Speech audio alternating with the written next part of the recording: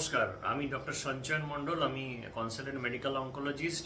আজকে এই ভিডিওতে আমরা জানতে পারবো chemotherapy induced vomiting, chemotherapy induced বমি এবং তার প্রতিকার, রিস্ক ফ্যাক্টরস এবং ট্রিটমেন্ট। প্রথমে আমরা জানি যে এই কেমো ইনডিউসড ভমিটিংটা কেন হয়।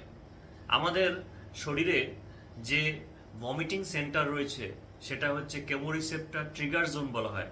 সেটা আমাদের ব্রেনে নিউক্লিয়াস ট্র্যাক্টাস সলিটোরিয়াস বলে একটা জায়গাতে লোকেটেড, এবং আমাদের পেটে বা জিআই ট্র্যাক্টে এন্টেরোক্রোমাফিন সেলস বলে কিছু সেলস রয়েছে। এরাও এই ধরনের সিগন্যাল আউটপুট এবং ইনপুটের জন্য দায়ী।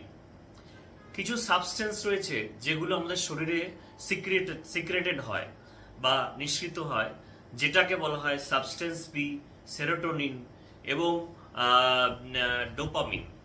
তো এই ধরনের কিছু নিউরোট্রান্সমিটার্স যখন এমিটেড হয় আর সিক্রেটেড হয় আমাদের শরীরে, সেটা কেমোর জন্য হোক বা অন্য কোনো স্টিমুলাসের জন্য হোক, তখন আমাদের এই এন্টেরোক্রোমাফিন সেলস থেকে এই সাবস্টেন্সগুলো সিগন্যাল এমিট করে এবং সেই সিগন্যালসগুলো আমাদের ব্রেনে পৌঁছয় কেমোরিসেপ্টর ট্রিগার জন্য, এবং সেখান থেকে বেসিক্যালি আমাদের যে ভমিটিং বা নসিয়া, গা গুলোনো বা বমি ভাব বা বমি করা, এই জিনিসটা ত্বরান্বিত হবে, অ্যাক্সেলারেটেড হয়। এইটা হচ্ছে একটা গ্রস মেকানিজম। এছাড়া আমাদের কানের মধ্যে যে আমাদের সেন্সরি যে হিয়ারিং স্টিমুলাস রয়েছে, যেসব আমাদের হেয়ার সেলস রয়েছে, সেখানেও যদি কখনো ভাইব্রেশনের বা ব্যালেন্সের প্রবলেম হয় বা আমরা যখন হাই অ্যালটিটিউডে যাই, তখনও কিন্তু আমাদের এই কারণেই আমাদের ভমিটিং বা নসিয়া তৈরি হয়। তো এটা হচ্ছে একটা common mechanism. Chemotherapy induced vomiting ছাড়াও রেডিয়েশন ইনডিউসড ভমিটিংও হয়।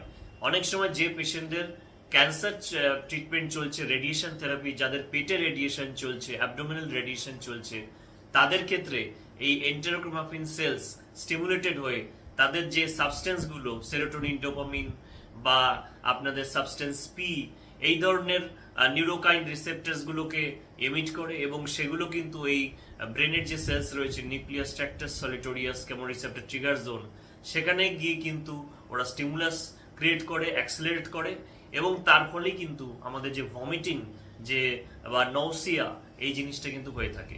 কেমোথেরাপিতেও সেম জিনিস।